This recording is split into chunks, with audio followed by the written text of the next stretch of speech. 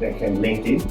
Yeah. Another thing I was doing, and also many entrepreneurs were just accepting invitations in LinkedIn. And that's what they do all the time. Yeah. That's all what they do. Okay. Nothing more, nothing less.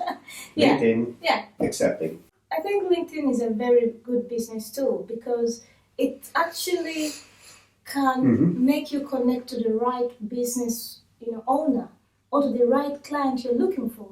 If you're a B2B business, it's very, very good to leverage LinkedIn as a marketing tool because, how else would you know the head of blah blah, to contact as a supplier? My statement is that many entrepreneurs, many business are connected on LinkedIn, but are not working well with this item.